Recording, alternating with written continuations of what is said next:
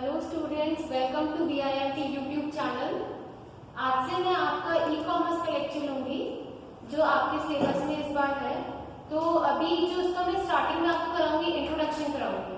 जो आपका basically e commerce है वो आपको जैसे कोई भी ऑनलाइन शॉपिंग साइट्स हो गई, वेबसाइट हो गई, जैसे फ्लिपकार्ट हो गया, आपका अमेजोन हो गया, उससे रिलेटेड ये सब्जेक्ट है। तो मैं इसी को आपको आगे स्टडी कराने वाली हूँ कि ये किस तरह से होता है या फिर इस बारे में हम आगे से पढ़ेंगे। तो इसका ये सब्जेक्ट आप नोट कर लीजिए, नाम है इसका ई कॉमर्स। आज हम पढ़ेंगे इंट्रोडक्शन टू ई कॉमर्स, कि इसके बारे में बेसिकली इंट्रोडक्शन ही पढ़ेंगे हम। नोट्स में आपको हैंड टू हैंड अटैच करके दूंगी सारे सब्जेक्ट्स के। अच्छा, तो let's start with basics and definition. The term e commerce, e commerce की फुल फॉर्म होती है इलेक्ट्रॉनिक कॉमर्स।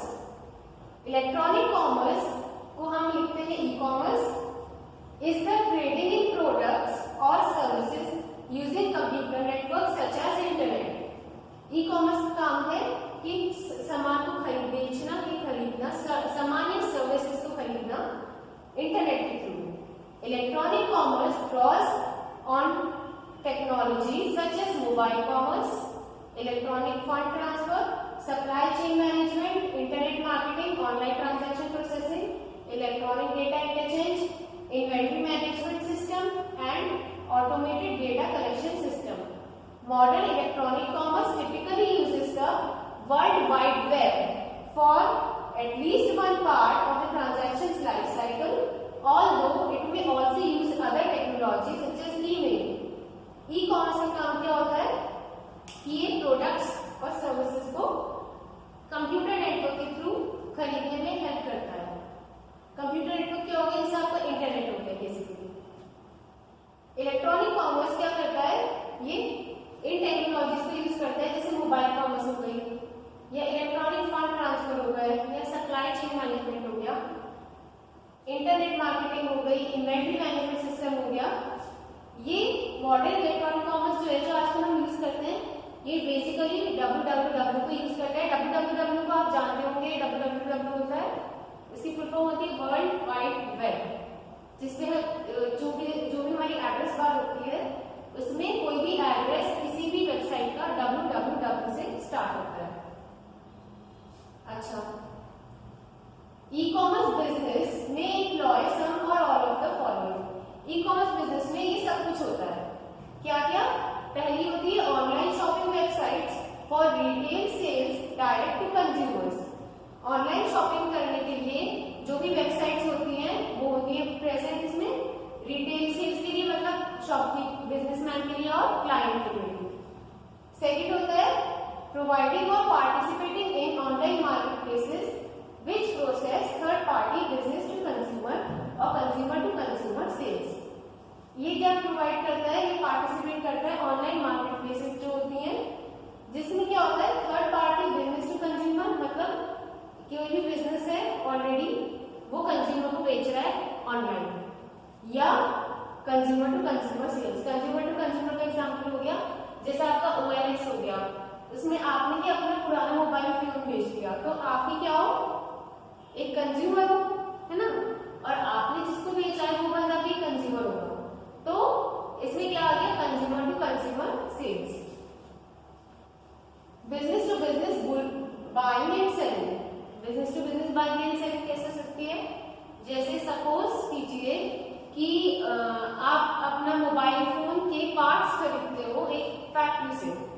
आपकी एक बहुत बड़ी मोबाइल फोन की कंपनी है, आपके लिए कोई भी मोबाइल फोन कंपनी है, सपोज एप्पल ने अपनी स्क्रीन खरीदी, मतलब स्क्रीन के लिए फ्रंट खरीदा जो वाटर रेजिस्टेंट है और IP67 का सर्टिफिकेट है सैमसंग से।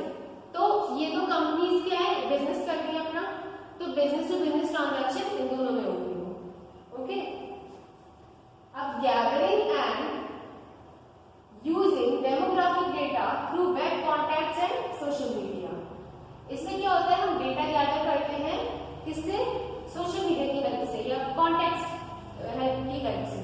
किस तरह से, आपने कई बार आजकल देखा होगा इंस्टाग्राम में, फेसबुक कई बार ऐड्स आते रहते हैं कि नई वेबसाइट्स पे कि ये शूज ऑर्डर कर लो, कि सेम बहुत कम रेट चीप प्राइसेस पे हैं, वो ही सेम मॉडल है नाइकी का, पर वही आपको हाफ रेट मिल रहा है। तो ये जो होता है ये डेटा गैदर कर रहा होता है। अगर आप सपोज उस ऐड को देखेंगे भी, आप उसके वेब पेज पे जाएंगे तो आप विजिट तो कर ही रहे हैं, तो उससे क्या हो रहा है, उनका आपका रिकॉर्ड उनके पास आ रहा है एक तरीके से। तो ये क्या कहलाती है चीज, सोशल मीडिया से data gather. Next, business to business electronic data interchange. दो बिजनेसेस हैं आपस में, जिसमें मैंने एग्जांपल दिया सैमसंग और एप्पल का। तो सैमसंग वालों ने स्क्रीन खरीदी एप्पल से, एप्पल वालों ने सैमसंग से स्क्रीन खरीदी। एप्पल के ऑलरेडी कॉन्टैक्ट्स हैं जो एप्पल फोन के कस्टमर्स हैं या परचेज करते हैं, तो ये दोनों क्या कर रहे हैं, डेटा गैदर कर रहे हैं, एक दूसरे से एक्सचेंज कर रहे हैं। Okay, next, marketing to prospective and established customers by email or fax. For example, with newsletters. हम इसमें क्या करते हैं, हम मार्केटिंग करते हैं कैसे, प्रोस्पेक्टिव से, और established customers अचीव करते हैं ईमेल के थ्रू या फैक्स के थ्रू। अच्छा, आपने कभी भी ऐसा पढ़ा होगा, कोई भी अपनी वेबसाइट सर्च की तो वो कहते हैं कि आप सब्सक्राइब कर लीजिए, उसके बाद में आप ब्राउज कर सकते हैं। उसका रीजन क्या होता है कि अगर आप सब्सक्राइब करेंगे, आप उसके लिए अपनी ईमेल आईडी डालेंगे। अब जब भी आप अपनी ईमेल आईडी डालेंगे तो वो आपको टाइम टू टाइम नोटिफिकेशन भेजेगा, या उस आर्टिकल से रिलेटेड जो भी डेटा होगा वो टाइम टू टाइम आपको भेजेगा। तो ये क्या हो रहा है, आपका उसकी वेबसाइट की मार्केटिंग हो रही है और आप उसके पास आपका डेटा जा रहा है। Next, engaging in retail for launching new products and services. इसमें क्या करते हैं, हम नए प्रोडक्ट्स और सर्विसेज हमें लॉन्च करनी है तो हम उन्हें ऑनलाइन लॉन्च करते हैं, ऑनलाइन एक प्लेटफॉर्म मिल जाता है हमें।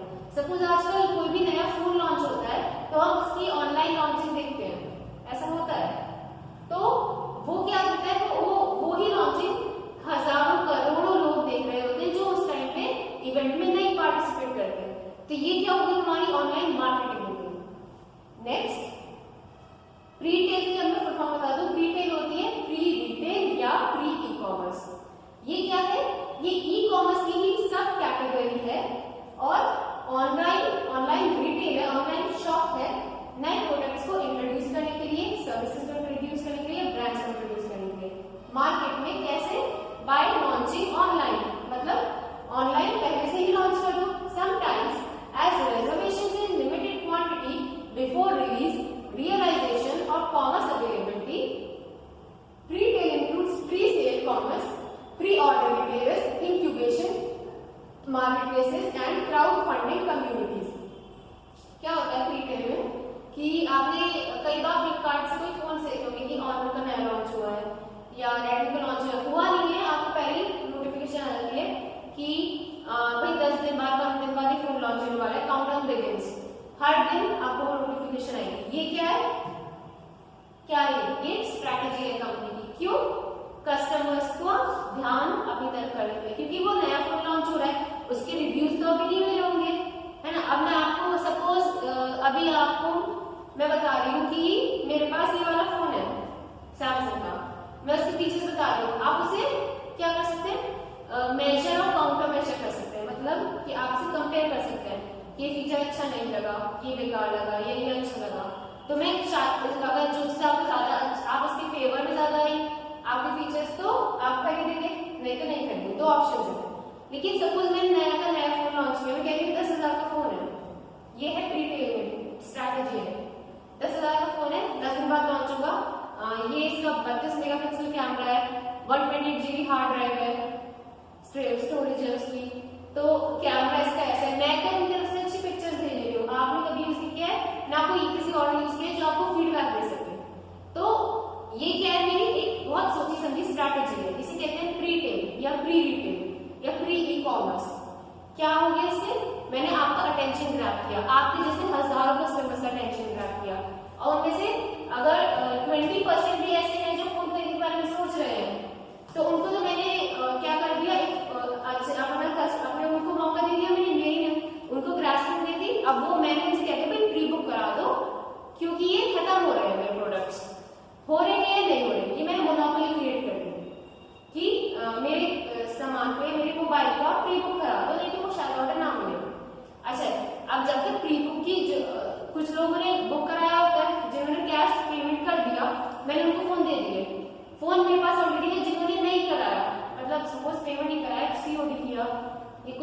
मेथड यूज किया, तो मैंने क्या कर दिया, मैंने कह दिया phone out of stock, order again, ठीक है। तो ये क्या होते हैं, ये होते हैं प्रीटेल या प्री रिटेल, मतलब ये स्ट्रैटेजी है किसकी, ई कॉमर्स की, ऑनलाइन रिटेल के लिए नए प्रोडक्ट्स को इंट्रोड्यूस करने के लिए या नई सर्विसेज को इंट्रोड्यूस करने के लिए या नई ब्रांड्स को इंट्रोड्यूस करने के लिए मार्केट में। कैसे, बाय प्री लॉन्चिंग, पहले से ही लॉन्च कर दूं मैं ऑनलाइन, ठीक है। आगे बढ़ते हैं, ई बिजनेस क्या होता है। ई बिजनेस मतलब electronic business is the application of information and communication technologies in support of all the activities of business. Electronic business या ई-बिजनेस वो एप्लीकेशन है आईसीटी की जिसका काम है बिजनेस की एक्टिविटीज में सपोर्ट करना। कॉमर्स में क्या होता है, कॉमर्स में प्रोडक्ट्स और सर्विसेज एक्सचेंज होते हैं, किस किस के बीच में, नए नए बिजनेसेस या ग्रुप्स या इंडिविजुअल्स के बीच में। और हम इसे क्या देख सकते हैं कि ये एक एसेंशियल एक्टिविटी होती है बिजनेसेस की या ग्रुप्स की या इंडिविजुअल्स की। इलेक्ट्रॉनिक कॉमर्स क्या फोकस करता है, ये आईसीटी को यूज करने के लिए फोकस करता है जिससे वो ये एक्सटर्नल एक्टिविटीज और बिजनेसेस के रिलेशनशिप को अचीव कर सके। और business doing business with the help of internet work. The term e-business was coined by IBM's marketing and internet team in 1996. Comparing e-commerce and e-business, come to the subsequent conclusion. E-business is a more general term than e-commerce. In this book, we will only use the term e-commerce because every business transaction finally is involved in selling or buying of products or services. And the term e-commerce obviously is more widespread than the term e-business. अच्छा, हम क्या करेंगे, ई-बिजनेस एक बहुत ज्यादा general term है e-commerce की comparison में, इसीलिए हम ई-कॉमर्स टर्म यूज करेंगे। क्यों कि हर बिजनेस ट्रांजैक्शन जो होती है वो ऑनलाइन परचेसिंग या बाइंग या सेलिंग की प्रोडक्ट्स और सर्विसेज की में इन्वॉल्व होती है, और ई-कॉमर्स ये ज्यादा यूज टर्म है ई-बिजनेस से। अब डिजिटल इकोनॉमी क्या होती है, digital economy refers to an economy that is substantially based on computing technologies. The digital economy is also sometimes called the internet economy, the new economy or web economy. Increasingly, the digital economy is intertwined with the traditional economy, making a clear delineation harder. Digital economy को हम क्या कहते हैं, वो economy जो computer की technology पे based है। डिजिटल इकोनॉमी को हम इंटरनेट इकोनॉमी भी कहते हैं या न्यू इकोनॉमी कहते हैं या वेब इकोनॉमी कहते हैं। ज्यादा से ज्यादा जो हमने डिजिटल इकोनॉमी टर्म यूज की है जो ट्रेडिशनल इकोनॉमी से रिलेटेड है, पुराने रिलेटेड से। अच्छा, जो डिजिटल इकोनॉमी होती है ये बिजनेस भले ट्रेडिशनल हो, पुराने जमाने को या डिजिटल हो, बाउंड्रीज जो होती हैं वो time to time, day to daily move कर रही है क्योंकि टेक्निकल डेवलपमेंट हो गया। However, we will repeatedly use the term digital or digitalized to indicate that subjects or activities are based on ICT. पर हम दो टर्म्स यूज करेंगे, डिजिटल या डिजिटलाइज्ड। क्यों? ये इंडिकेट करने के लिए कि जो सब्जेक्ट्स हैं या जो एक्टिविटीज हैं वो आईसीटी पे बेस्ड है। अब जो मैं नेक्स्ट टॉपिक आपको पढ़ाऊंगी प्रीलिमिनरी डेफिनेशन, पर मैं चाहती हूँ कि अभी आज के लिए टॉपिक शायद आपके लिए बहुत ज्यादा हो जाएगा, तो अभी जितना मैंने आपको समझाया है उसे रीड कर लीजिए डेफिनेटली। कुछ प्रॉब्लम होगी तो मुझे बताइए, मैं एक्सप्लेन आपको करूंगी। अगर मेरे समझाने के तरीके में कुछ प्रॉब्लम लग रही है तो आप कमेंट सेक्शन में आप कमेंट कर सकते हैं, आप अपने इश्यूज डाल सकते हैं। I will get back to you definitely and मैं हैंड टू हैंड आपके इश्यूज को सॉल्व करूंगी। Till then take care and please video को एंड तक देखिए, पूरी कंप्लीट वीडियो देखनी है आपको। Thank you so much.